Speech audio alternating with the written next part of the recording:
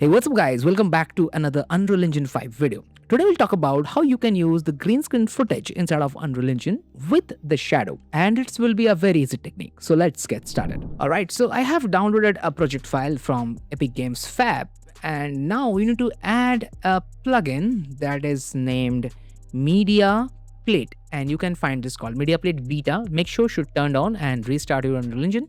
After that, simply click here. You can find Media Plate. Click the media plate here. So this will create a media plate kind of a plane in front of you. Just scale it up. Now you need to browse your footage. So first of all, I just rotate it something like this, and let's make it to 90 degree. And after that, going down, you can find this file option. Click here, browse your green screen footage. Once you browse it successfully, going up, just simply click this open the current media. And now, boom, you can see your green screen footage. Also, the light is interacting with the environment. This is the newly launched update. You can easily use it.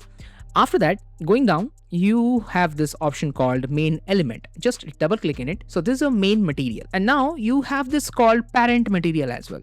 Click this search bar and you have this newly launched media plate. So you have this media plate CC translucent. Just right click and duplicate so that original would not get changed or hamper. So now let's rename it to, let's say, key out. Let's make it to key and press enter. And after that, simply drag and drop under this parent material. And just double click in this parent material and you have this lot of new materials. Okay, so no need to worry about, we are going to use very simple things. So first of all, just press tab and type key, and you have this MF chroma here. Just click it. We have to connect this before this media texture. So what you can do, simply click this RGB, connect with this input color, and click this emission color to this A multiplier. And opacity should connect with this opacity tab. That's it. Just press apply. And now you have this semi-transparent effect. No need to worry about, simply save it and close this. So now we have this media texture palette. Just double click and it will open a new browser. Just drag and drop this to outside. And you have this key color option. Just click this on, select this color, open this dropper and pick your green's color. And after that, press OK. So if you notice, we have this spherical mode. You can change it to plane. So now you can see how exactly it will look like after the key out. Now here you can do a lot of things. You can actually modify your mask. So if you want, you can increase or decrease it. You can also alpha change like this. But there is a most important option called spill correction. And now you have this key spill despill option. Just simply turn this on. So it will automatically despill your edges. Now going down, you can do anything like color correction, brightness, contrast and all. But before doing anything, you just need to turn on this color correction amount, change it to 1. And now if you want, you can change it the brightness as well, contrast, whatever you want to do. So it will automatically impact on your main output. Okay, now make sure save it and you have to close this as well. So now we have this transparent green screen removed character. Now you need to adjust the character where you want to place it as per your scene. So let's do it. So I place the character somewhere here. This looks pretty good. And I just use the cam 02 and let's change something on the camera so that the angle will get fixed. Now this is a long shot. So what I'm going to do, I'm change it from digital film to DSLR. So it's clicking white and now go to universal zoom, change it to 85mm or let's say 50mm is pretty enough. Good. And now you can see pretty good depth in it. So now let's place the camera as per your scene. So let's say this one is pretty good. Now make sure your focus should be always on this character. You have this called manual option, change it to tracking, and from the auto track option, type media palette or plate. Simply click this. So now always this character is in focus. Wherever you go, the character should be always in focus. If you go closer, the background get blur. If you go far, automatically the blur will get updated. Now we don't have any shadow in it. So to get the shadows, it's a very simple technique. What I'm going to do, I'm just select this media plate and go to edit and duplicate it. So we have both the media plates exactly in the same space. Now turn off the first one because we are going to use the second one for the shadow. Now click this so that we can use this material. Now going down, you have the same material, just double click in it. So now you can't see anything because we are going to do some changes right over here. Now double click on the parent material. We have to add one single parameter. So simply click and right click, change it to parameter, and let's say change it to opacity and then multiplier to mu, just like this. And after that, add a node called multiplier or multiply, and simply default value should connect with B, this opacity connect with A, and this one will connect to our opacity override, and make sure the default value should 1.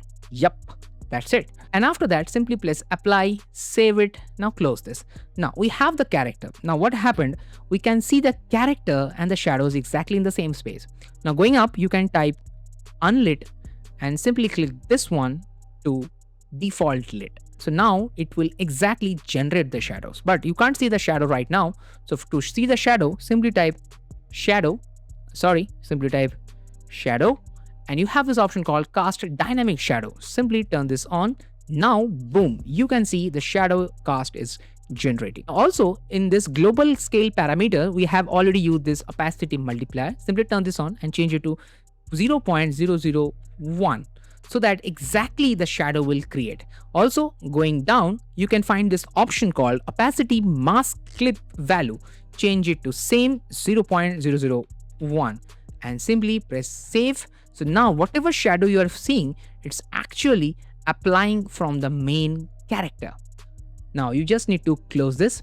Now inside of the media plate, you can type cast, press enter, and going up, you can find this cast shadow. Make sure the dynamic shadow should turned on, and in the light settings you can change the shadow cache. Invalidation behavior should always turned on, so automatically the shadow will get updated. So now if you play, you can exactly see the shadow is going here, and if you just turn on the media plate here, you can exactly see both the media plates are connected. Now you need to play both simultaneously. So what you can do, you can create a new level sequence and name it to, let's say, green, and press enter, and we have this.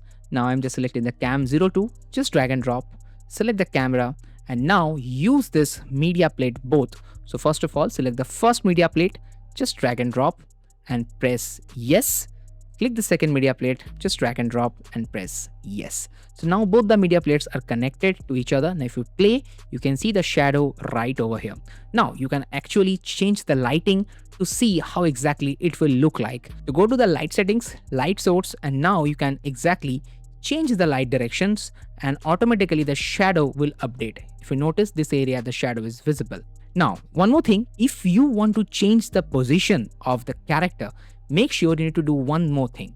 Select the camera, move it wherever you want to move. For example, this is my current position. Now we need to rotate this one. So select both the media plates because both are exactly in the same space, and then you can rotate. So what happened, the shadow and the main media plate will get update simultaneously. Something like this. Now once you play, you can see on the background, the shadow is moving, and then foreground, the character is moving.